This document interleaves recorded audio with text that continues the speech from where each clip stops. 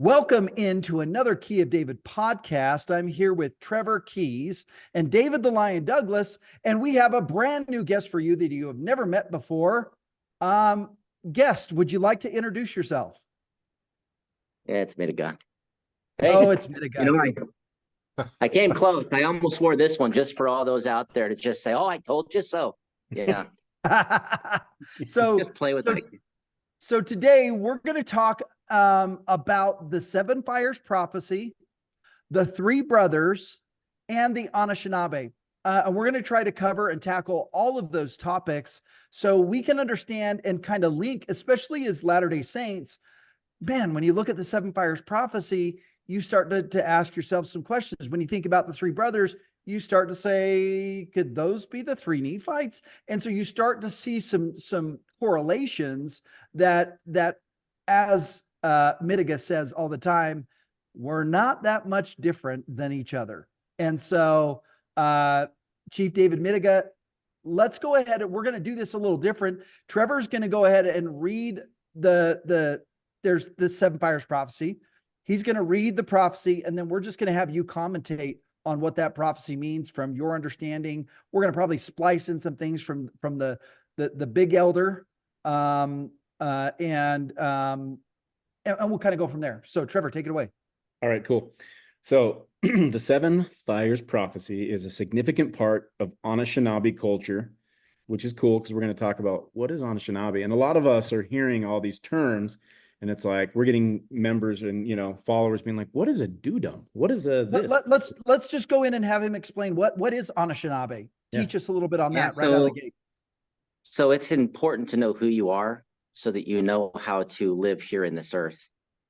And we know that if we start with living our life backwards, then we find who we are. So we go backwards. So we know that we're three in one, three beings in one. And you're just, well, what does that mean? Well, I'm Ojibwe, and that comes from a word. It's Ojibways. It means I'm someone who's recording a vision, living a life with the Creator. And then, but we also know that before you started living that life, you were a spirit placed in a body. You're in your mom's womb, and your spirit and your body came together. That's Oji Chagwan. So you'll hear a lot of us say we're Oji Chagwan. Or you'll say you're Ojibways. If they say they're Ojibways, it means they're actively engaged with the Creator. They're like Jacob in a struggle. So he's called Israel, right? He's in a struggle. But there's those that want to say, well, but I'm innocent. I'm an innocent person trying to remain innocent, trying to remain pure. I'm just a spirit in a body, Oji Chagwan. Then there are those who will say, well, I want to be more than that. I want to go back, turn the clock back and live as I really am, because we believe that we're just only a part of our spirit is actually in our bodies, a small portion. And the majority of it is still actually with the Creator outside of this universe.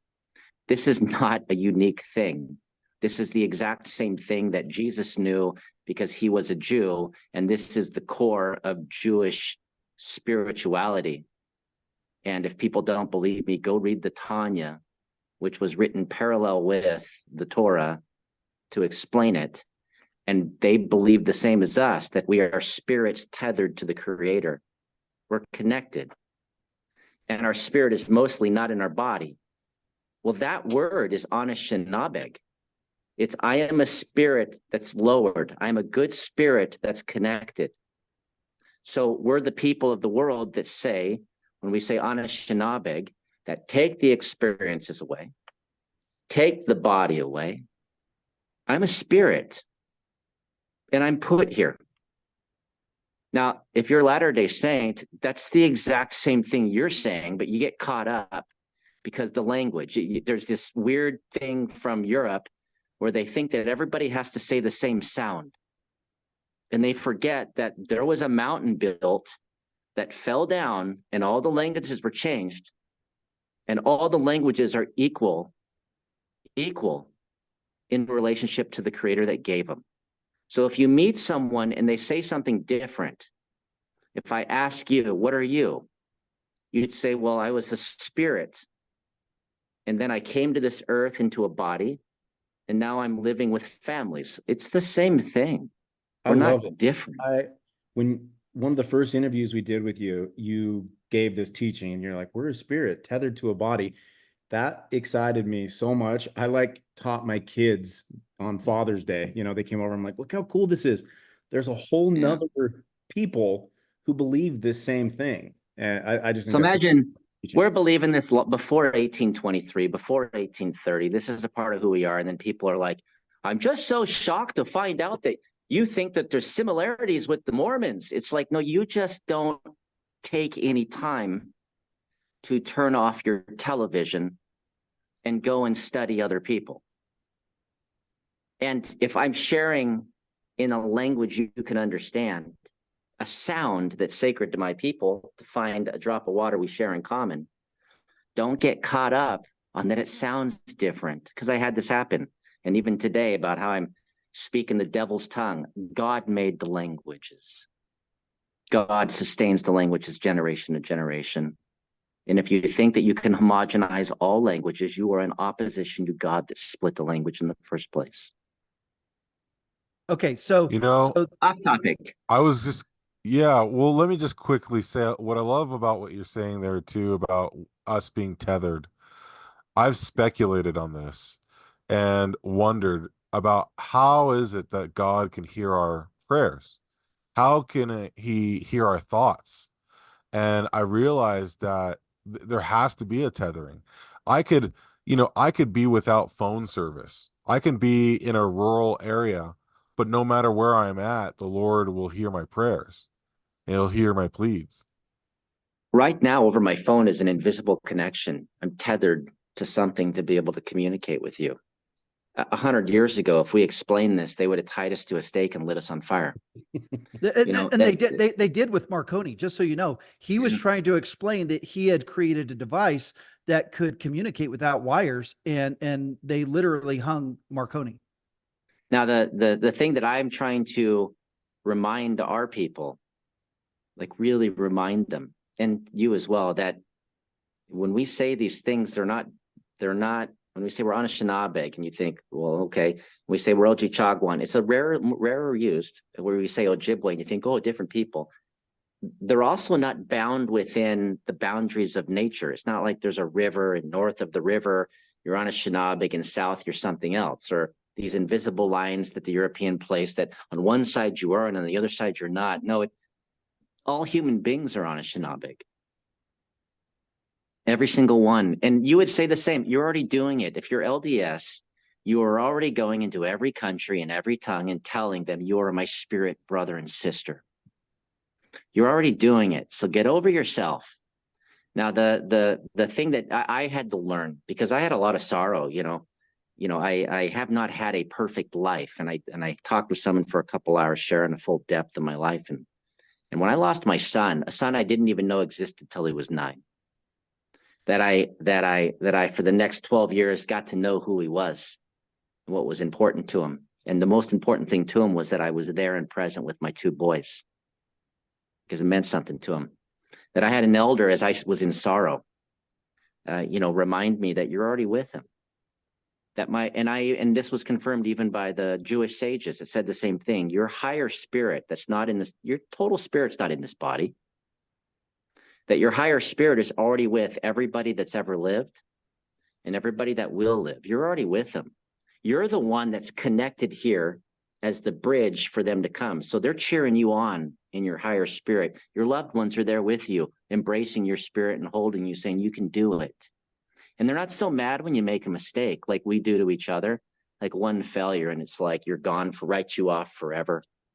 Like my dad gets out of prison, he'll never be able to get a job because they think that, you made a crime, you paid the price, but the price is never paid forever. It's nonsense. You just tell him to hit me up, and I got a job for him. So yeah, I told him he's got a great job, and it's going to be grandpa.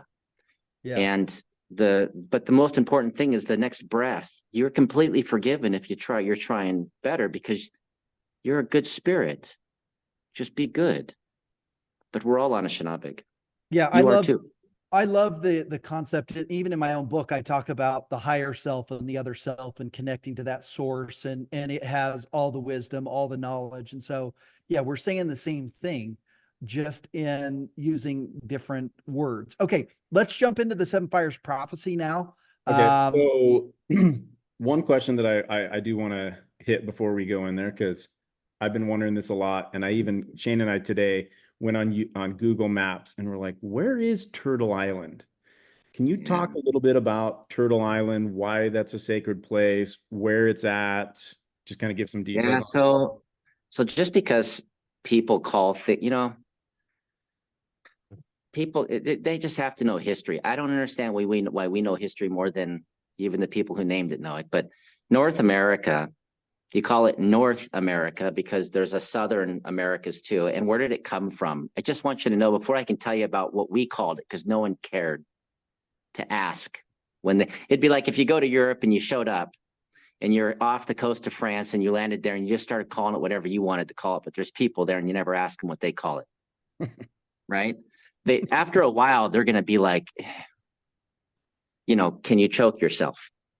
And so in 1502, you need to know this. There was a guy named Americus Vespucci, or Amerigo Vespucci. He was an Italian explorer, and he had read all about Christopher Columbus, who had said that he had found Asia. And he said, I'm not calling him a liar, but I'm going to go look.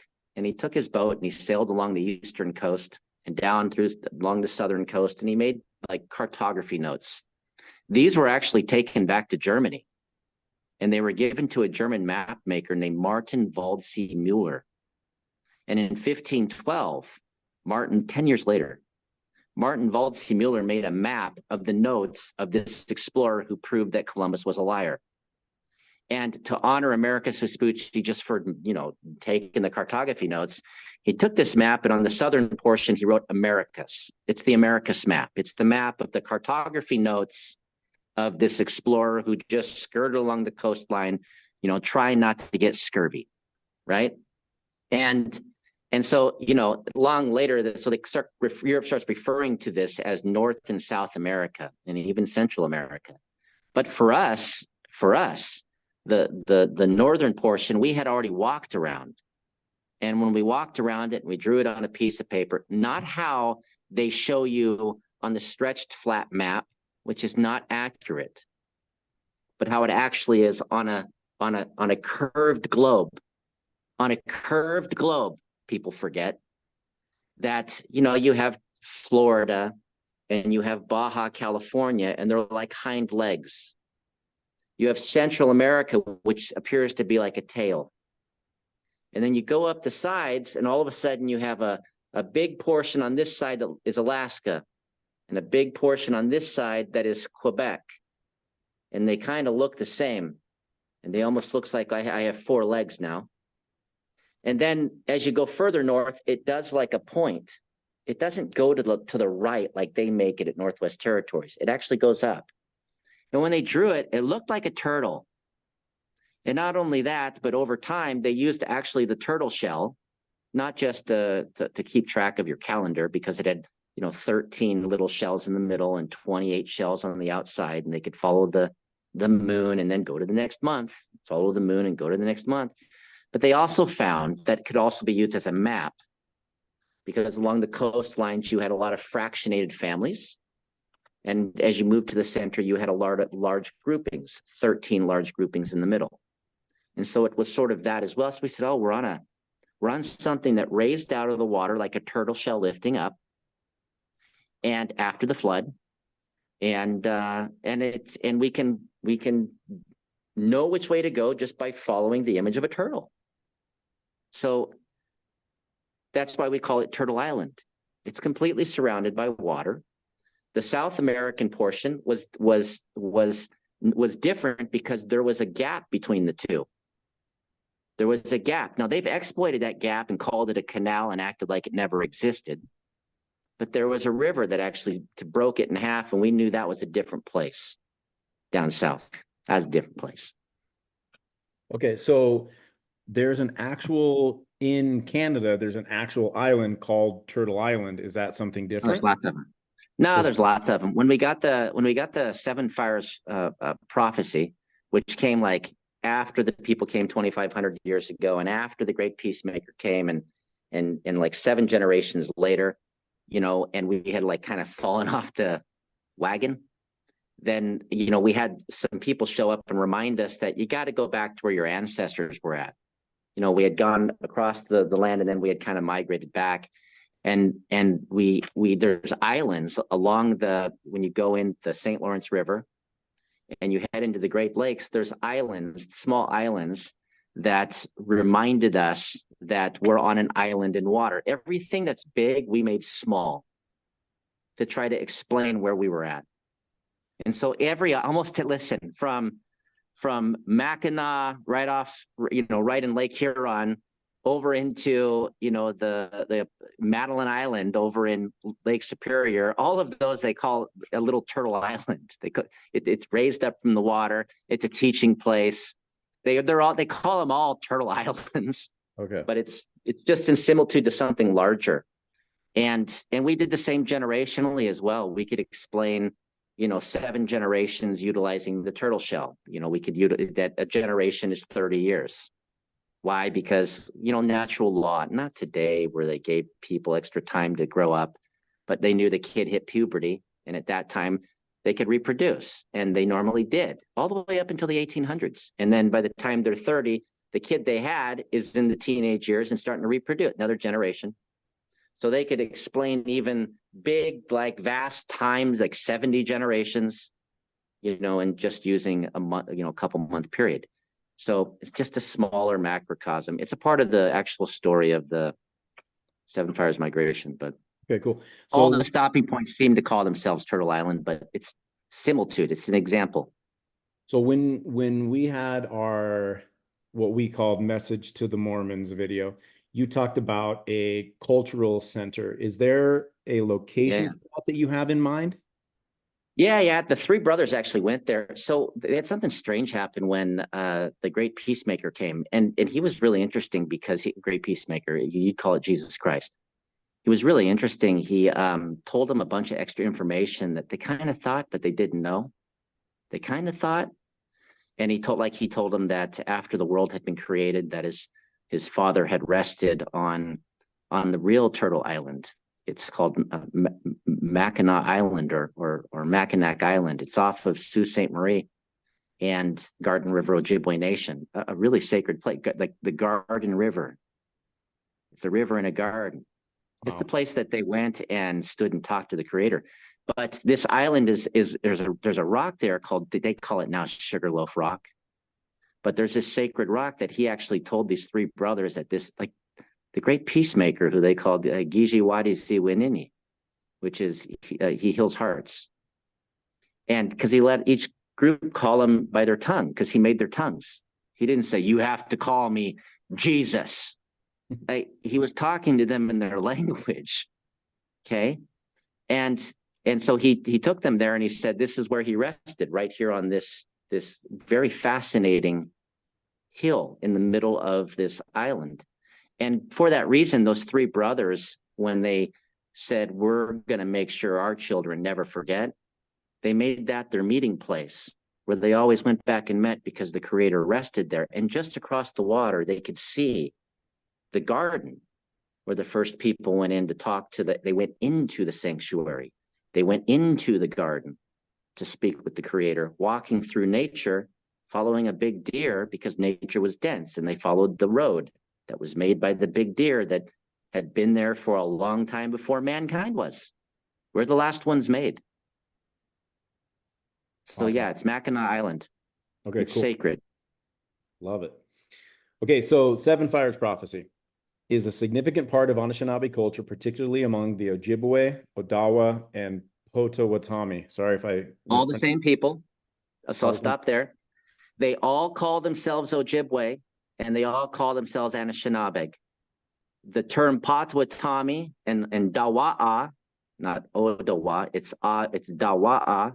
These were responsibilities they took upon themselves. Just as you'd be, I'm an American, but I'm a lawyer. I'm an American, but I'm a teacher. These were responsibilities that a family took upon themselves. Same people. Interesting. Okay. So it says this prophecy passed down through generation outlines 7 distinct periods or fires that describe the challenges and changes the Anishinaabe people would face. Overview of the seven fires prophecy. So I'll hit one, talk about it a little bit, go to the next. The first fire. This prophecy speaks of a time when the Anishinaabe would receive a warning to move westward to avoid a great calamity. They would seek a place where food grows on water, interpreted as land where wild rice grows. Wild rice. All right. Any comments here? Should I keep going? Yeah, so they actually showed up. These were they gave 7 messages, but 2 of them spoke as one. They were 2 people that seemed to speak as one person. I don't know if we don't know if they were twins. We don't know if they were, it was it's always a strange thing, but there were this is an interesting story that in on the eastern shores of what you call Canada, in the Mi'kmaq Nation today, is the eastern door. It's where the Wabanaki, the Abenaki, same people are at. They appeared there. So it would be right at the mouth of the St. Lawrence River, a boat that was reflecting light, like a Miga shell, a white little shell, appeared in the water, and it was shining because the sun was reflecting off of it. And off of it came these elders. And they came into a and when we teach this, we say that if you stood on a hill in this area, as far as you could look, and if you go there, it's all hills with cool valleys. But as far as you could see were smoke from the Anishinaabe living there that had they had spread west and then come back. As progress happens, what happens? You congregate back into cities. It's just the way it is. And they appeared and they went straight to the spiritual teachers. Now, why were we congregated again? It had just gone through a pretty ridiculous civil war across the entire continent. And so as we were spread out before, now we're like 7 generations away from, like 210 years away from the Great Peacemaker. And they had all congregated back up as far northeast as they could go, because there were people down in the southwest that wanted to take the hearts out of their chest so they could go to heaven. And so they got back into, and so for a couple hundred years now, they're all living in a tight community on the coast, long forgotten that they had ever lived through the Great Lakes or spread all the way in, or even as I saw in St. George, that our Midew scroll symbols are even in St. George, Utah at Anasazi Ridge. Let's go. Same. Even the stone that Patricia Kent showed me after seeing the scroll I took, they said, oh, you guys just fabricate these things. Well, riddle me how they found a stone there that has the exact same symbols that are on the scroll that I presented. Magic, right? It's just Lucky Charm magic. So they were congregated there, and these 8 guys showed up, and they went straight to and we were being ran by the Midew, the ones that remembered, Total Spiritual Society. And they said, hey, listen, it's about to begin. This next period of time is preparation. This next 1,000 years is preparation, because the people across the water, they're coming for you. How horrifying. That sounds like today it would be like if someone came and said, the UFOs are coming, get ready. You know what I mean? Like it's that, I know. That level of invasion. Every single Midew lodge, this is our teaching lodge, the priests, they'll even say that it split the community. Half the community was like, this is nuts. Not only that, but we can't go back west. I'm not going because west. Our ancestors that were back west, they came here because there's crazy people that way. Now, maybe we used to be brothers and uncles and stuff, but they're not thinking straight. So we're going to stay here. So they stayed. But the Midew, they just picked up and just started walking. And what they were looking for was stopping places along the way that had little Miga shells from way earlier, from 2,500 years ago, from 600 BC, when a little boy came, and you'll hear about this as we read. They were re-finding where they had already been, because this little boy who showed up with the elders in 600 BC, he had walked to all these places, and he had put where he camped these little white shells he brought with him. And so they were refinding this genius boy who knew about the Creator's house, and he taught everybody, but they were trying to refine it. So keep going. So we're at the mouth of the St. Lawrence River. Okay, very cool. One thing that it made me think of is, how close is that to Newfoundland? Is that? It is. It's the same. It's all that they were. That bay, if you follow the currents, Nova Scotia and Newfoundland and Maine, they actually make a bay. You actually have to go up and down to go into the St. Lawrence. We were on both sides of that. Just the majority were on the north. We had one of our listeners ask a question. It's like, ask Chief if the people of Newfoundland are part of the same people. Yeah, they're us. They're us. It's the same. Okay. So they're Algonquin on it. This makes me think of how, for years, and I mean, ever since I was a little kid, there was this legend of like, at one time in a bad time, we're going to have to walk to Missouri, and that's been like taught to us through generations. And I would doubt that half of the members would head east if all of a sudden the prophet was like, it's time, you got to get out west. So I can imagine. But here's the crazy thing. Even today, the Mi'kmaq Nation, and we know those are where we went, and that was the elder.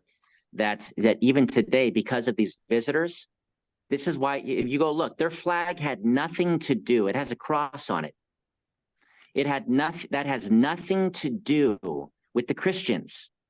That flag with the cross existed when the Europeans showed up there, and they're like, "What's this?" No way. That's why the Midew that's why they waited. The Jesuits came. And the Jesuits, people never ask, why did the British, they go down in Virginia? Why didn't they just go up there and mess around in the north up there? They didn't, because it was strangely similar. So they sent the Jesuits in first. And the Jesuits are like, why do you have a cross on all your cloth?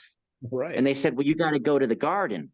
So they took him down the St. Lawrence River to the actual Garden River, which is called today the Ottawa River, which breaks off to the north, and there's a little bay there, and that bay now is called the Lake of Two Mountains. It's not really a lake, and that's where the 600 BC the ship was frozen that the Star People came out of.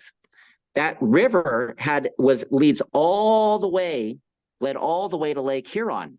It was the damming and the weird things that they've done to rivers that actually broke that and disconnected it. And it's almost like they intentionally broke the connection of the rivers to prevent us from traveling. But that used to go all the way to, yeah. Quick question for you. So this boat, it sounds like it was shiny. So there was something metallic to it. So there was something that made it, and they called them the Star People. Do you have any explanation about what this boat was or what it looked like? Two different boats. There's the boat that was in 600 BC. Now, when the Seven Fires prophecy came, that's way later. That's like 900 years later. Gotcha. And this boat appears off the coast, like literally right at the mouth of the St. Lawrence River. And it is different. The other one was a regular boat that they covered the top with some hard shell that made it look like a little turtle boat. But this other one, and people, oh my gosh, the Jaredite. No, it's different. Stop. But this one, at about 200 to 300 AD, about 7 generations, that it was legitimately like shiny, like metallic, and it reflected light, and it actually looked like a star sitting on water. That's why when they released, the elders talk about this. We could never understand it, because it actually says that as they started going, this is something that they teach. And this is why we feel such a connection with the Jewish tribe. When they started going west to follow through with this prophecy we're going to reading, it actually lifted into the air, and it was in clouds leading them, and it would disappear back into the water and then come out of the water. Yes, and come out of the water until it disappeared. Now, we could never explain it, right? But it looked like a little white miga shell with a little white tic tac. Tic tac. I was just going to say that. Now here's the thing: when they release, the Navy releases images, and people can't even call it a lie now. But naval pilots and the government had to release these images of strangely seeing over water this house-sized, large white, oval-shaped object with no propulsion that's moving faster and going in and out of the water as if it doesn't care about matter.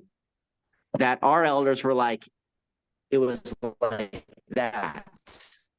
So this thing came out of the water. Humans came off of it and told us the future, went back onto it, and then it went up in a cloud and led them west. And then it would go into the water. The people would get lost. We're going to read about it. They would get lost, and then it would back up and come out of water and go up in the sky, and they'd follow it. And we saw it. Now people could say, you guys are liars. Well, then call the Jews liars. They say the exact same thing. They followed a white thing. So this was long before there were any flying objects in the sky like we see today, airplanes and that kind of stuff. This was long before we had we actually we have today. Yeah, we actually called these things like there was a term they used. Some elders called this as the physical form of the Thunderbird, because it somehow could go where you couldn't see it. It would go where you couldn't see it. Okay. And then we would always notice that when you could see it, then you didn't see it. Somehow it had the ability to form clouds and bring storms. It somehow controlled weather. It's some sort of, we can say now it's some sort of technology. So this is clearly not Lehi's ship. This doesn't sound like Lehi's ship at all. This is 300. How can it be Lehi's ship? It's 300 AD. 300 AD. So I thought I heard you say 600 BC. So in 600 BC, a separate, you guys, come on, man. Two different ships. Seven Fires migration occurred after the Great Peacemaker left. Back in 600. Oh, sorry. I was going to say, as soon as we started talking about Tic Tac, the moment you and I both said Tic Tac, your video feed started lagging. I'm wondering if we should have him log out and log back in, because is it lagging for you guys as well? Yeah. Oh, it's as soon as we started talking about the Tic Tac. The moment. My computer that is set next to me that I don't have the internet connected to, that has the power setting set to never turned off and turned on. This just happened. You saw me get dark. This just happened. Let's have you log out and log in. Log out, log back in. All right. That is so funny. The moment he says Tic Tac, all of a sudden, No. As soon as we started talking about some shiny ship that showed up on the water and started raising out of the water, his connection started wigging out. Okay, he's coming back in. Yeah, that is too funny. Okay. 300 AD. That's wild. Okay, let's see if we can get the connection back. I'm not kidding you. As soon as you started talking about the ship, your connection went bonkers. Yeah, well, it's still going a little weird right now. That's better. I'm not saying anything that my elders haven't said and hasn't been said for 1,500 years. And it's what we sometimes wonder is they're watching us, right? And we sometimes wonder if they're wondering, they see a three-house government, they see it having the eagle standard. They remember we were a three-house government and we had the eagle standard. Who are we supposed to talk to? And we sometimes wonder about that, but it is what it is. So yeah, about 210 to 300 AD, a white reflective thing that was the size of a house that looked like a miga shell, a little white miga shell, came out of the water, and human beings came off of it. That's amazing. Do they describe what the human beings look like at all in the prophecy? Or in the oral tradition? In the oral lodge, they say that they had a reflection off them, that they had a light that came off them, and there was actually one that was on the ship that couldn't come off, because if it did, it would, how they say it is, it would have destroyed life. Like we couldn't stand in his presence. Too bright. And every Nokomis, every grandmother in the lodge that tells the story, says the same thing. And if you are Anishinaabe, if you are Oseti Sakowin, who you call Sioux, and don't forget the Yanktonai, Sisseton, Wahpeton, the Oglala, the Lakota, Nakota, and Dakota are all the same people, just broke into 7 tribes. Okay, they even practice the same belief, and they will say there was one that stayed on this strange object that was like the sun, and if he stood in your presence, you survive. That's amazing. Wow. But it's just the way it is. Wow. Okay, let's keep going with the prophecy. Second fire. During this period, the Anishinaabe would find their new home and establish themselves. They would meet other nations along the way and form alliances. Yep. So as they started, remember, we've been hidden up for a couple hundred years on the eastern coast because of a war. You imagine the U.S. What do you have in common with George Washington or the generation of George Washington? Nothing. Yeah. Nothing. Well, it's the same as the people at this time. They had no understanding that we lived at the great. They just know there was a bad war. Well, there were people along the way. The Muskogean were still there. The Iroquoian were still there. And so as they started heading west again, they ran back into these people that we used to be unified with. Oh, wow, it's true. The stories of our grandfathers and in our history books, I guess it's true. We were afraid to move because you're trying to not be killed. Remember, you believe the Great Peacemaker, the Midegah that were there, were teaching you to think, speak, and act with your heart, with love of the mother. Put the mothers in charge. And down in the Southwest at the same time were people saying you have to sacrifice your heart to free your spirit. Oh, come here, brother, lay on the stone altar. I'm going to take it out of your chest for you. Oh, you're free. You made it. Right? So they had, for like a couple hundred years, they didn't move, man. It was like, it was like Walking Dead. Yeah, Just I wouldn't leave. hold up. So they left, and so what they're saying is if you go, there will be other people. You're going to meet other people. You're going to restore a relationship. It's your own family. That makes me think a little bit about what you guys are doing in September, bringing a bunch of these tribes together to share your records, oral traditions, all that kind of stuff. Yeah, like it's important. Like right now, after this call, I have a call with the matriarch of Polonca, Mexico. And she's Maya and Azteca. And right now she's up in Vancouver Island with the Salish chiefs.